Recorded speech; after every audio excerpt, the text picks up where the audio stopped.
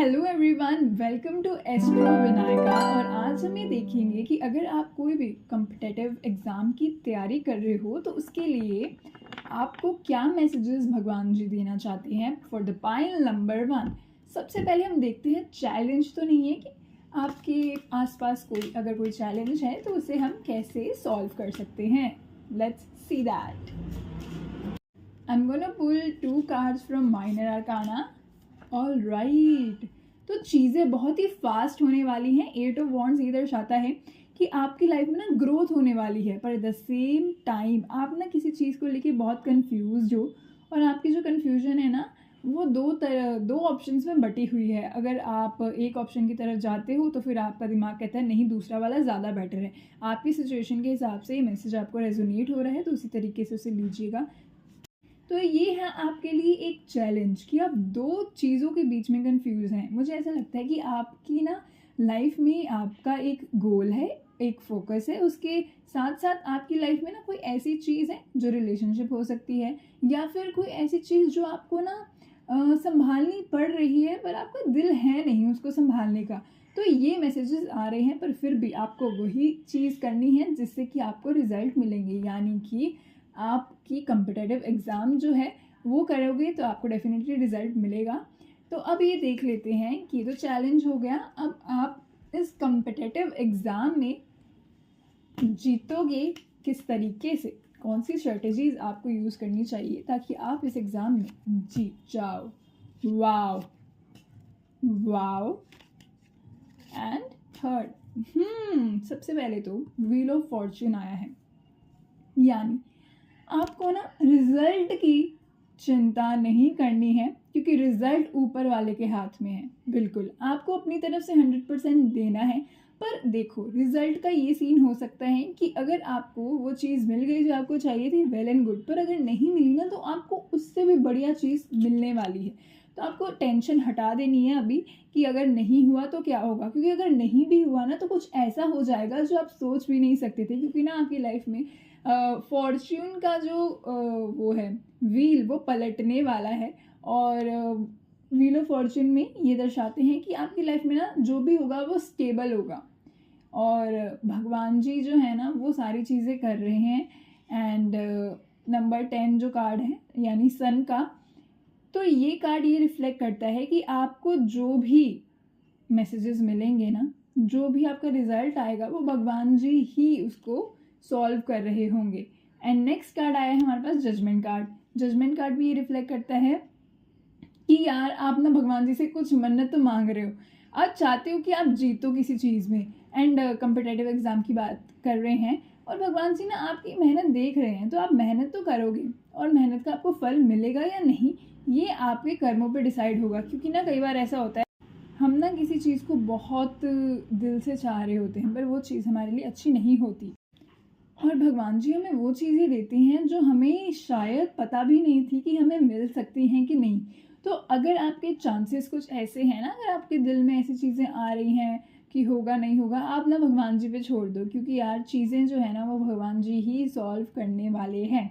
And next card आया है the devil card, यानी ना कोई ऐसी चीज़ है जो आपको डिस्ट्रैक्ट करती है आपकी मंजिल तक जाने के लिए, और आपको अब उस पर ज़रूर काम करना है। यानी आपकी ना लाइफ में कोई ऐसी सिचुएशन हो सकती है जो कि ना आपको बहुत तंग करती है, डिस्ट्रैक्ट करती है। जैसे पहले भी आपका कंफ्यूजन वाला फैक्टर आया था कि आप दो चीज़ों में कंफ्यूज हैं, तो आपको क्या करना है, अब उसको आइडेंटिफाई करके दूर उससे चले जाना है। क्योंकि अगर हम किसी चीज़ से दूर होना चाहते हैं उसका एक ही सिंपल सॉल्यूशन होता है कि उससे दूर रहो। हाँ, हमें कभी कभी ऐसा लगता है कि हम नहीं रह सकते, पर ऐसा कुछ नहीं होता। अगर हमें अपनी ग्रोथ की तरफ जाना है तो हमें उन चीज़ों से दूर रहना पड़ता है जो हमारी ग्रोथ को ही हैम्पर करती है। तो ये आपके लिए मैसेजेस आ रहे हैं। अब हम ये देख लेते हैं कि आपको ना किस पैशनेट वे से अपने एग्ज़ाम्स की तैयारी करनी है।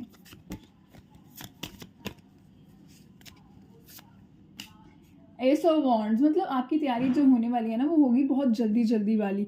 एंड आपको ना खुद ही एनर्जी फील होगी और आपको लगेगा कि यार मैं तो कर ही नहीं रहा हूँ, मैं कैसे कर रहा हूँ। और भगवान जी हमेशा आपके साथ हैं। आपको कोई भी मदद चाहिए होगी ना, आप खुद ही देखोगे कि आपके पास ना मदद खुद उड़ उड़ के आ रही है, आपके दिमाग में आइडियाज़ आ जाएंगे, या फिर आपका फ्रेंड कुछ आपको सजेस्ट कर देगा कि ये यहाँ से पढ़ो। तो आपके लिए ये फैक्टर आ रहा है कि आप टेंशन मत लीजिए, क्योंकि आपका ना सब कुछ भगवान ही करने वाले हैं। तो आप भगवान भरोसे हो जाओ और अपना दिमाग ज़्यादा मत लगाओ, अपना दिमाग सिर्फ और सिर्फ पढ़ाई में लगाओ, और उसके रिजल्ट पे इतना दिमाग मत लगाओ, क्योंकि वो भगवान भरोसे ही आपको करना चाहिए। एंड अब हम मैनिफेस्टेशन डेक में से देख लेते हैं कि भगवान जी आपको इस वक्त क्या मैसेजेस देना चाहते हैं। Let's C. ऑल राइट, अगर आपकी लाइफ में इस वक्त आपको ऐसा लग रहा है ना कि आप बहुत ही ज़्यादा अनलवेबल फील कर रहे हैं, तो 2 मैसेजेस आए हैं हमारे पास कि love is the greatest power, your life could be transformed if you could love everything and everyone. And next जो आया है वो है happiness attracts everything you want, the shortcut to anything you want in your life is to be and feel happy now, it's the fastest way to bring money and anything else you want. Those feelings of happiness will radiate out and attract back to you all the things that brings you happiness, which will not include any abundance of money, but everything you want. Wow! यानी कि ये message आपको ये दर्शाता है कि आपकी life में ना हैप्पीनेस बहुत ज़रूरी है। तो आप हैप्पी रहो और साथ ही साथ सारी चीज़ें खुद ब खुद हो जाएंगी। एंड नेक्स्ट जो हमारे पास कार्ड आया है एफर्मेशन डेक में से, ये मैनिफेस्टेशन डेक था। एफर्मेशन डेक में से आपके लिए आंसर आया है, even if it's not what I thought it would look like, it must just be what I need for the next step of my journey. यानी कि सारी चीज़ें ना आपको ये दर्शाना चाहती है कि आप भगवान भरोसे हो जाइए, क्योंकि भगवान जी को पता है कि क्या होने वाला है। आपको नहीं पता इस वक्त, आप जो सोच रहे हैं वो बहुत छोटा सोच रहे हैं। भगवान जी ने आपके लिए बहुत बड़ी चीज़ें रख रखी हैं। तो कम्पिटिटिव एग्ज़ाम को डेफिनेटली अपना 100% दो, पर उसको आइडेंटिटी अपनी मत रियून करने दो, उसको अपने लिए वैलिडेशन मत समझो, क्योंकि आपके लिए वैलिडेशन आपकी जो है वो कम्पिटिटिव एग्ज़ाम नहीं है। आपकी वैलिडेशन आप खुद हो, और जो भी भगवान आपके लिए करेंगे ना वो बेस्ट करेंगे। And I will see you in the next video my dear pile number 1, sending you all the wishes and may you get everything you desire which should be for your highest good.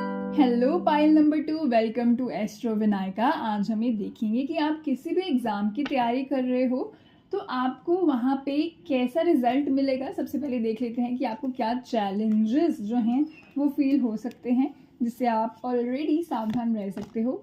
All right, देखो सबसे पहले तो card आया है वो है 7 of pentacles. यानी एक इंसान है जिसके पास बहुत सारी चीज़ें हैं, पर उसको ऐसा फील हो रहा है कि यार इनफ नहीं है।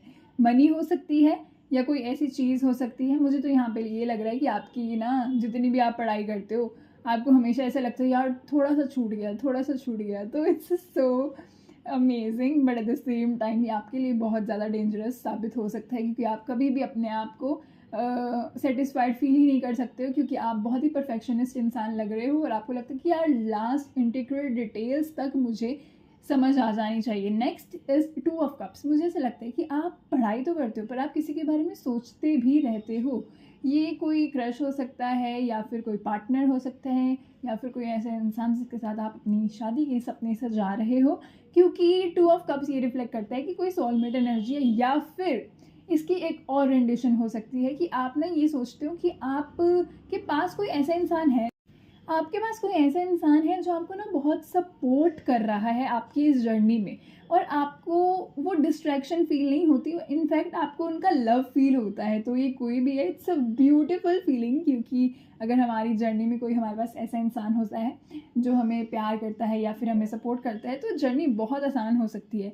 हाँ, आपके लिए चैलेंज मेजर यही है कि वो चैलेंज भी मुझे ऐसा लगता है कि आपके लिए एक बहुत ही बड़ा वरदान साबित हो सकता है, क्योंकि चैलेंज ही ऐसा है कि आप जितना पढ़ते हो आपको लगता है कम, फिर आप और ज़्यादा पढ़ने की कोशिश करते हो। तो हमें यही तो चाहिए होता है कम्पिटिटिव एग्जाम में या फिर किसी भी एग्जाम में।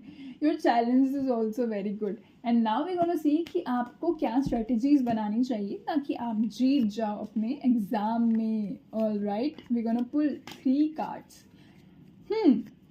तो तीनों कार्ड्स आपके लिए बहुत ज़्यादा मज़ेदार आए हैं, the lovers, the high priestess and the magician.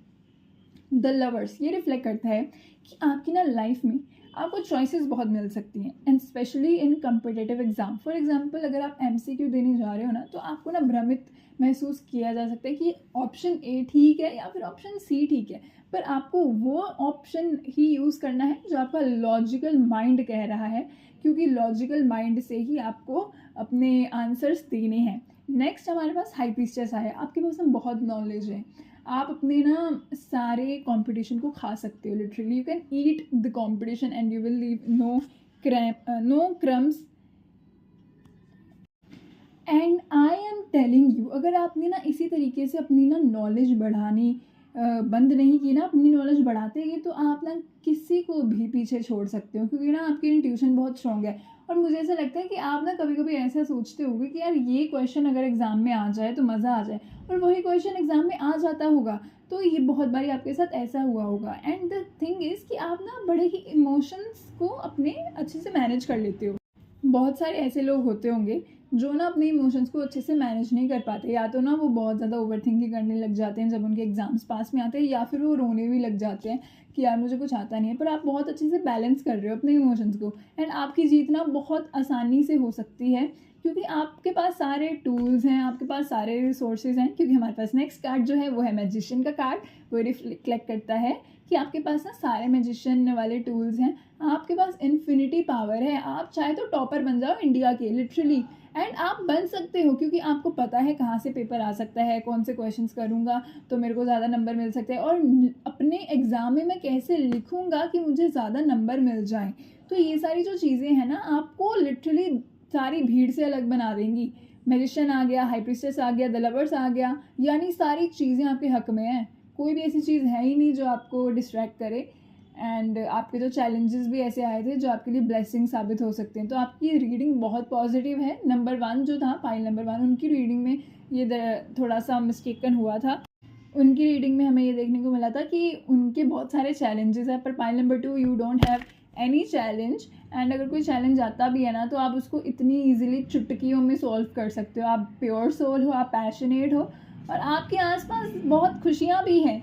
So I am very happy with your reading pile number 2, because आप ना एग्ज़ाम में डेफिनेटली जीत जाओगे। मेरे को ना एक और मैसेज जो है आपके लिए पुल करने का कार्ड पुल करने का दिल कर रहा है। Let's see that the star. भाई साहब, ऐसे हो ही नहीं सकता कि आप अपने इस एग्ज़ाम में बढ़िया नंबर से पास ना हो। बढ़िया, मुझे तो लगता है आप टॉपर बन जाओगे। फर्स्ट रैंक ही आपकी है, क्योंकि आप बहुत मेहनत कर रहे हो, लगन से मेहनत कर रहे हो, एंड वो दिख रहा है।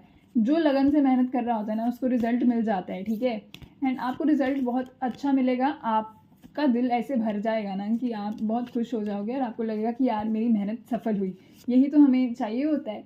नेक्स्ट आया है एस ऑफ पेंटिकल्स, यानी आप ना स्टेबिलिटी वाली मेहनत कर रहे हो। वो नहीं कि आज पढ़ा, कल नहीं पढ़ा, फिर परसों पढ़ लिया, फिर तब पढ़ लिया। नहीं, आप रोज़ पढ़ते हो, चाहे थोड़ा थोड़ा पढ़ो, पर आप रोज़ पढ़ते हो, एंड इसका ही रिजल्ट आपको मिलने वाला है। So I am very happy guys, congratulations already, because you guys are gonna get amazing marks in your exams. And next is happiness attracts happiness. ये manifestation card में से आपके लिए मुझे एक मैसेज आया है कि it's a simple formula, you must be happy now to bring everything that makes you happy into your life through law of attraction. यानी आप खुश रहो, आपको खुश रहना है, क्योंकि आप ऑलरेडी उस फ्रीक्वेंसी में हो जिसमें आप जीत जाओगे, और आप हैप्पीनेस अट्रैक्ट कर रहे हो। नेक्स्ट आया है leave the past behind you. अगर पास्ट में आपकी लाइफ में कुछ ऐसी सिचुएशंस आई हैं ना जिसमें आपने बहुत ज़्यादा नेगेटिविटी महसूस की है, तो वो पुरानी चीज़ें थी, उसको आज में आप अपने आप को उसके साथ मत जोड़िए, क्योंकि वो पुरानी चीज़ें थी, वो चली गई हैं, एंड अब वो दोबारा वापस नहीं आएंगी। अब आपकी लाइफ में the star, the lovers, the high priestess, the magician वाली एनर्जी है गाइस, सो फॉरगेट इट।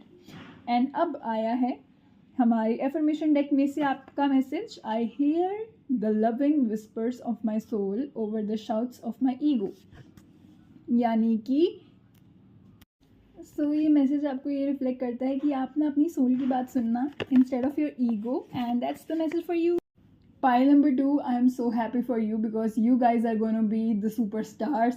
आपके नाम बोर्डिंग्स पे होंगे, आपकी फ़ोटो होगी बोर्डिंग्स में. सो congratulations before hand only, and I am very very proud of you because आपने जो मेहनत करी है वो मुझे दिख गया है कार्ड्स के द्वारा, एंड आपकी मेहनत हमेशा सफल होगी. तो हमेशा इसी तरह मुस्कुराते रहिए और खुश रहिए, and I will see you in the next video. Bye.